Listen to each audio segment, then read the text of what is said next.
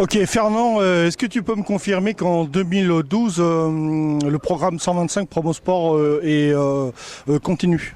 Bien sûr qu'il continue. Il est clair qu'on ne peut pas interrompre un programme, je dirais 125 pré-GP, 80 pré-GP, puisque pour l'instant on est dans cette dynamique, parce que c'est clair, les gamins, il faut qu'ils aient une ouverture, il faut qu'il soit possible pour eux de pouvoir démarrer la compétition, et c'est la seule porte.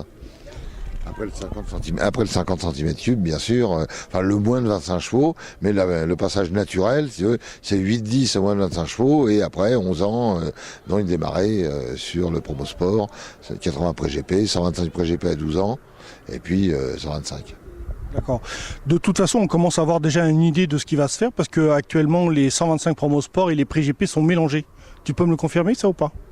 Oui, absolument. À l'heure actuelle, on a mélangé l'ensemble, 125 pré-GP, qui sont légèrement plus rapides, mais enfin, il n'y a pas non plus un écart considérable. 125 normaux et 80 pré-GP, qui sont à peu près en performance, la performance des 125. Bon, à l'heure actuelle, on n'a plus de 80 pré-GP dans les médias, mais pour des raisons purement, je dirais, entre autres, Metrakit, qui a déposé, qui a été repris par les Italiens, le temps que tout ça se remette en place, mais c'est ce qui est, je dirais, dans les tuyaux d'ici la fin de l'année. On verra des 80 pré-GP.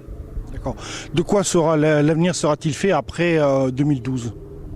Alors après 2012, écoute, je ne sais pas, puisque je serai normalement plus président de cette commission, puisqu'il y aura les élections et moi je me représente pas donc pour une nouvelle mandature. Mais disons que n'importe comment, on peut difficilement, à mon sens, imaginer de faire démarrer des gamins sur des machines autres que des deux temps, pour une raison simple, c'est que leurs accompagnateurs, les parents entre autres, peuvent faire facilement de la mécanique sur des deux temps, et sur du 4 temps, ça devient beaucoup plus compliqué. Ok, donc ça veut dire que pour toi, le Moto 3, c'est-à-dire les 250 cm3 4 temps, c'est exclu en Promosport? En Promosport, déjà, on l'a mis en place depuis 2006 sur le championnat de France Superbike. Or, on a eu TVX qui a fait un essai pendant 2 ans et qui a jeté l'éponge pour des problèmes financiers. Des problèmes de coûts. Donc c'est toujours ouvert, mais ça fait en fait 5 ans que c'est ouvert et on attend que quelqu'un prenne la relève. Alors Honda à un moment devait emmener des machines, puis on les a pas vues. On nous a parlé de certaines Moriwaki qu'on n'a pas vues non plus. Bon, tout le monde se tâte un petit peu parce que c'est clair que c'est la difficulté de maintenant, c'est également le coût qui est obligatoirement plus important. D'accord. Tu as indiqué tout à l'heure qu'il y avait plusieurs filières possibles pour s'équiper en moto pré-GP. Et d'après ce que j'ai compris, il existait 5 filières en France et une en Espagne, je crois, c'est ça? Non, 4 filières. Il y a donc Metrakit qui maintenant est repris par l'Italie, qui a encore du matériel, etc., donc qui va, à mon avis, se relancer.